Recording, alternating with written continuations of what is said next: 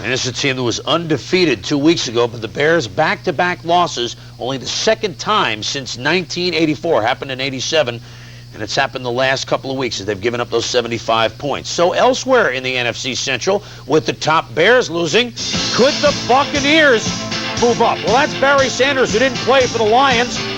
Vinny Testaverde did not play for Tampa Bay today. And so, Joe Ferguson, 39 years young, gets the start. He was picked off by Jimmy Williams. When Ferguson played his first year in the NFL as a Buffalo Bill, Rodney Peete was 6 years old. But Pete was starting against him today, and he was picked off by Ricky Reynolds. He doesn't step on the sideline. Look at the black shoes. Look, get him go. 68 yards. Tampa Bay leads it 7-3 on the Reynolds touchdown.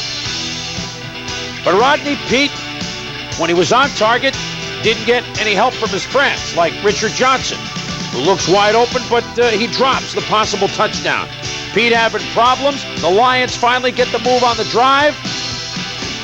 But Mark Robinson, number 30, will strip Pete of the football at the 5-yard line, and a Lion drive is stymied.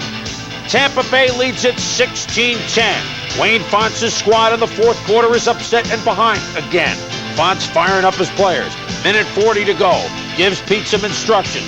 And Fontz, the former defensive coordinator of the Buccaneers, looking for his first win of the year. Pete to Robert Clark, quickly becoming one of the most recognized passing combinations in NFL history. Pete to Robert Clark. This play will go for 24 yards. And just as soon as you get used to it, Rodney Peete to Robert Clark. I mean, it's going to be up there with Unitas and Berry and Namath and Maynard. This one goes for 15 yards. The Lions on 4th and goal at the 5-yard line. Pete looks, then decides to run it. Will he make it? Yes, he does. Eddie Murray kicks the extra point. And the Lions have finally gotten off the schneid. They defeat the Tampa Bay Buccaneers 17-16. The Buccaneers beat the Bears last week, scoring 42 points. And, Pete, they had a chance. They knew the Bears lost before this game was over. They were thinking about first place. What happened? Well, they were thinking this was going to be easy, I think. It was a natural letdown.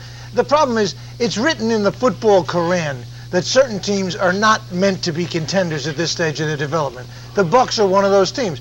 Some point in this game, they realized, we're not supposed to be tied with the Bears and Vikings. Let's do something to give this one away, and they managed to do it. If they had won, it would be the first time they were 2 above 500 since 1981. That's Doug Williams was quarterback, and they had the great defense of Leroy Selman. That's light years ago.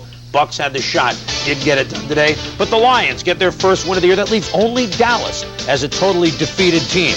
Bears without Dan Hampton in the middle of the last 2 weeks, you look at the difference. They're giving up a ton of points and a ton of yards. Los Angeles.